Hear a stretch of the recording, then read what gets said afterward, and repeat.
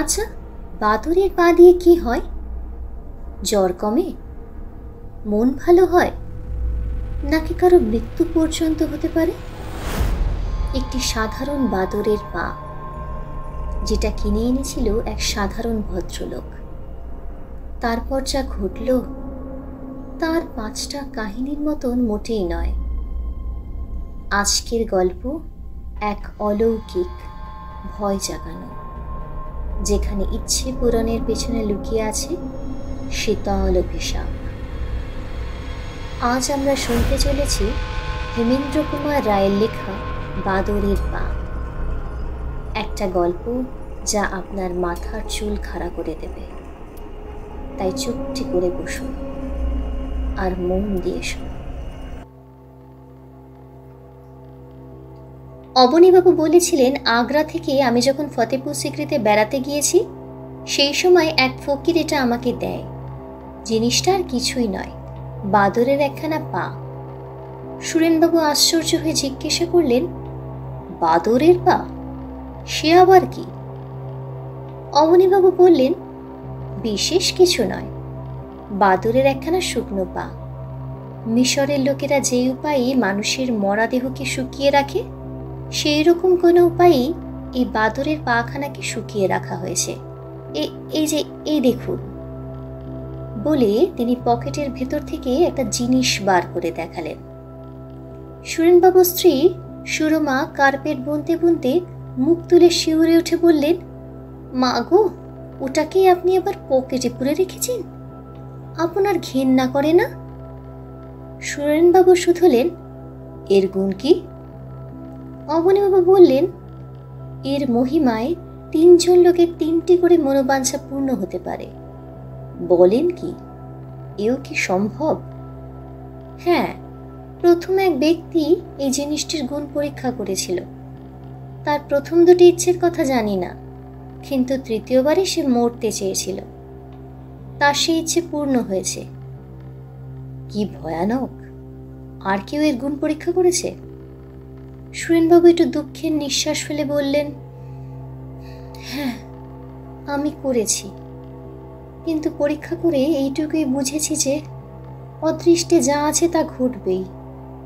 নিয়তির বিরুদ্ধে কেউ যেতে পারে না। তাই এই জিনিসটাকে আজ আমি গঙ্গায় ফেলে দিতে যাচ্ছি। সুরেনবাবু বললেন, সে কি কথা? আপনার কথা যদি সত্যি হয়, তাহলে তো বলতে হবে যে এর শক্তি এখনো ফুরোয়নি। এখনো আরো একজন লোকের কাছে 3টে ইচ্ছে প্রকাশ করতে পারে। তা পারে, তাহলে ওটা আমাকে দিন না কেন? সুরেনবাবু আতকে উঠে বললেন, বলেন কি অবনীবাবু, আমি আপনার বন্ধু হয়ে এমন শত্রুর কাজ করতে পারবো না। কেন? আপনি জানেন না এ হচ্ছে কি সাংঘাতিক জিনিস। একে পরীক্ষা করা মানে হচ্ছে অমঙ্গলকে ডেকে আনা। সুরেনবাবু সকৌতুকে হেসে বললেন, আমি এসব গাঁজাখড়ি কথা বিশ্বাসই করি না। তবু দেখাই যাক না আপনার রূপকথার ভেতরে কতটুকু সত্য আছে। ওটাকে গঙ্গায় ফেলে না দিয়ে আমার হাতেই দিয়ে যান। অবনীবাবু বললেন, বেশ, আপনার কথাই থাকুক, কিন্তু যদি হিতে বিপরীত হয় তাহলে শেষটা আমাকে যেন দুষবেন না। এই নিন। সুরমা বললেন, হ্যাঁ গো, এ যেন আরব্য উপন্যাসের আলাদিনের প্রদীপের গল্প। তোমার বন্ধুর মাথা খারাপ হয়ে গেছে। সুরেনবাবু বললেন, আমারও তাই বিশ্বাস, তবু মজাটা একবার দেখাই যাক না কেন? প্রথমে কি ইচ্ছে প্রকাশ করে বলো তো? সুরমা বললেন, আমাদের তো কোনো কিছুরই অভাব নেই। ছেলের ভালো চাকরি হয়েছে, তুমি পেনশন পাচ্ছ, আমরা তো সুখেই আছি। তবে হ্যাঁ, আমার একটি ইচ্ছে আছে বটে। আমাদের বাড়িখানা অনেকদিন মেরামত হয়নি, আর বাগানের দিকে খানতিনেক ঘর তৈরি করলে ভালো হয়। এজন্য 1000-5 টাকার দরকার। সুরেনবাবু হো হো করে হেসে বললেন, 1000-5 টাকার দরকার? তার ভাবনা কি, এখনই তোমাকে দিচ্ছি।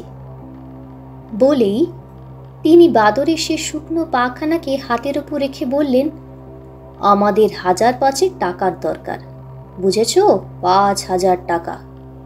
তারপরেই তিনি আত্মনাদ করে বাদরের পাখানাকে টেবিলের উপর ফেলে দিলেন। সুরমা ব্যস্ত হয়ে বললেন, ও কি, অমন করে উঠলে কেন? সুরেনবাবু সভয় বললেন, আমার ঠিক মনে হলো যে বাদরের ওই পাখানা আমার হাতের ভেতরে নড়ে উঠল। সুরমা বললেন, ও তোমার মনের ভুল। চলো, রাত হলো, এখানে বসে আর পাগলামি করো না, খাবে চলো। সেই রাত্রে ঘুমিয়ে ঘুমিয়ে সুরেনবাবু স্বপ্ন দেখলেন একটা বাদর যেন তার পাশে শুয়ে আছে। তিনি তাড়া দিতেই সে বিছানা থেকে লাফিয়ে পড়ে পালিয়ে গেল। সুরেনবাবু দেখলেন তার একখানা পা নেই। পরদিন সকালবেলায় চা পান করতে বসে সুরেনবাবু সুরমার কাছে কালকে রাতে স্বপ্নের কথা বলছিলেন। সুরমা হেসে বললেন, কিন্তু আজ ঘুম থেকে উঠে তুমি বিছানাটা ভালো করে খুঁজে দেখেছো তো? বাদরটা হয়তো আমাদের টাকা দিতে। বলতে বলতে থেমে পড়ে সুরমা চমকে উঠে সন্ত্রস্ত স্বরে বললেন, দেখো দেখো, বাগানের একটা বটগাছের ঘন পাতার ভেতরে থেকে একটা বানর মুখ বাড়িয়ে বসে আছে।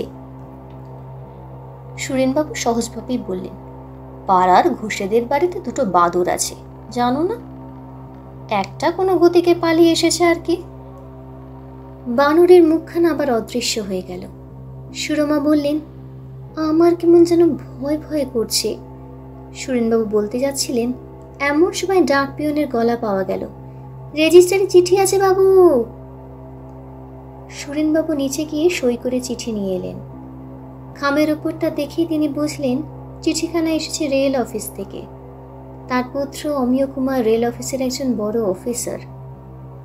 চিঠির বক্তব্যই, প্রিয় মহাশয়, আপনার পুত্র অমিয় কুমার সেন রেলের কোনো কাজে হাজারিবাগে গিয়েছিলেন। সেখানে জঙ্গলে পাখি শিকার করতে গিয়ে দুর্ভাগ্যক্রমে তিনি এক ব্যাঘ্রের দ্বারা আক্রান্ত ও নিহত হয়েছেন। অনেক অন্বেষণ করেও তার দেহ পাওয়া যায়নি। এই শোচনীয় দুর্ঘটনার জন্য আমরা অত্যন্ত দুঃখিত। রেলের প্রভিডেন্ট ফান্ডে আপনার পুত্রের 5,000 টাকা জমা হয়েছে, এই টাকা নিয়ে যাবার ব্যবস্থা করবেন। সুরেনবাবু পাগলের মতো চেঁচিয়ে উঠে বললেন, 5,000 টাকা, 5,000 টাকা! বলতে বলতে তিনি অজ্ঞান হয়ে গেলেন। 1 মাস কেটে গেছে। গভীর রাত্রি। সুরেনবাবু আর সুরমা পাথরের মূর্তির মতো বসে আছেন। তাদের কারোর চোখে ঘুম নেই। অমাবস্যার রাত, আকাশ অন্ধকার। বাগানের বড় বড় গাছগুলো দমকা হাওয়ায় যেন কেঁদে কেঁদে উঠছিল। হঠাৎ সুরমা বলে উঠলেন, ওগো, সেই বাদরের পাটা কোথায় গেল? বাদরের পায়ের কথা সুরেনবাবু একেবারে ভুলে গিয়েছিলেন। টেবিলের দিকে তাকিয়ে দেখলেন সেইখানেই সেটা পড়ে রয়েছে। তিনি স্ত্রীকে বললেন, ওই যে, কিন্তু ওর কথা জিজ্ঞাসা করছো কেন? সুরমা বললেন, ওর কাছে এখনো তুমি দুটো ইচ্ছে প্রকাশ করতে পারো। সুরেনবাবু বললেন, না না, আর কোনো ইচ্ছে প্রকাশ করবার দরকার নেই, ওসব বাজে আজগবি ব্যাপার। সুরমা বললেন, না না, আমি আমার ছেলেকে দেখতে চাই। সুরেনবাবু বললেন, কি তুমি আবল তাবল বকছো? কোথায় আমাদের অমিয়? বেঁচে থাকলে সে আপনিই আসতো। সুরমা মাথা নেড়ে বললেন, না না না, আমি তাকে দেখবই, তুমি ইচ্ছে করলে সে এখনই আসবে। সুরেনবাবু বললেন, শোকে তোমার মাথা খারাপ হয়ে গেছে। আমার প্রথম ইচ্ছেটা ফলেছে দৈব গতিতে, বাদরের পায়ের জন্য নয়। ওর কোনো গুণ নেই, অসম্ভব কখনো সম্ভব হয় না। সুরমা কাঁদতে কাঁদতে বললেন, তাহলে তুমি আমার কথা রাখবে না? আমার অমিয়কে দেখাবে না? সুরেনবাবু নাচার হয়ে বললেন, বেশ, তুমি যখন কিছুতেই বুঝবে না, তখন কি আর করি বলো। এই বলে এগিয়ে গিয়ে টেবিলের ওপর থেকে বাদরের পাটা তুলে নিয়ে বললেন, আমি আমার ছেলে অমিয়কে দেখতে চাই। বাইরে একটা প্যাঁচার চিৎকারের সঙ্গে সঙ্গে ঝোড়ো হাওয়া গো গো করে উঠল। একটা টিকটিকি দেওয়ালের উপর টিক টিক করে ডাকলে। তারপর সব স্তব্ধ। সুরেনবাবু বললেন, দেখলে তো, ও বাদরের পায়ের কোনো গুণই নেই। আমি এখন শুতে যাই, তুমিও এসো। সুরেনবাবু 2 পা অগ্রসর হলেন। সঙ্গে সঙ্গে সদর দরজাটা দুম করে খুলে যাওয়ার শব্দ হলো। সুরমা ধর্মর করে উঠে দাঁড়ালেন। ব্যগ্র স্বরে বললেন, ও কে দরজা খুললে? সুরেনবাবু বিবর্ণ মুখে বললেন, ও কেউ নয়, ঝোড়ো হাওয়ায় দরজাটা খুলে গেছে। সুরমা বললেন, না গো না, আমার অমিও আসছে, আমার অমিও আসছে। আমি তার পায়ের আওয়াজ চিনি, সিঁড়িতে তার পায়ের শব্দ শুনছ না? বলতে বলতে তিনি ছুটে ঘরের বাইরে বেরিয়ে গেলেন। সুরেনবাবু আড়ষ্ট হয়ে দাঁড়িয়ে রইলেন। কাঠের সিঁড়ির উপরে কার পায়ের শব্দ হচ্ছে বটে, হয়তো ও শব্দটা করছে তার প্রকাণ্ড কুকুরটা। কিন্তু যদি তা না হয়, যদি সত্যি অমিয় আসে, তাহলে সে কি মূর্তিতে আসবে? বাঘের আক্রমণে সর্বাঙ্গ ক্ষতবিক্ষত মুন্ডহীন রক্তাক্ত দেহ? সুরেনবাবু আর ভাবতে পারলেন না। শিউরে উঠে টেবিলের উপরে ঝাঁপিয়ে পড়ে বাদরের পাটা আবার তুলে নিয়ে তাড়াতাড়ি তিনি তার তৃতীয় বা শেষ ইচ্ছে প্রকাশ করলেন, আমার ছেলে অমিয়কে আর আমি দেখতে চাই না। সিঁড়ির উপরে আর শব্দ শোনা গেল না। খানিক পরে সুরমা নিরাশ হয়ে ঘরে ফিরে এলেন। সুরেনবাবু হাঁপাতে হাঁপাতে বললেন, কি দেখলে? শ্রান্তভাবে চেয়ারের উপর বসে পড়ে সুরমা বললেন, বাইরে কেউ নেই, কিন্তু সদর দরজাটা খোলা। তাহলে বলুন বন্ধুরা, সব ইচ্ছে পূরণ হলে কি মানুষ সত্যি সুখী হয়, নাকি প্রতিটা ইচ্ছের সঙ্গে লুকিয়ে থাকে এক অজানা মূল্য? এক টুকরো পা, এক টুকরো অভিশাপ, আর সেই থেকে শুরু হওয়া এক কাহিনী, যা ভাবায়, ভয় দেখিয়েও কৌতূহল জাগায়। এই ছিল হেমেন্দ্র কুমার রায়ের বাদুড়ের পা।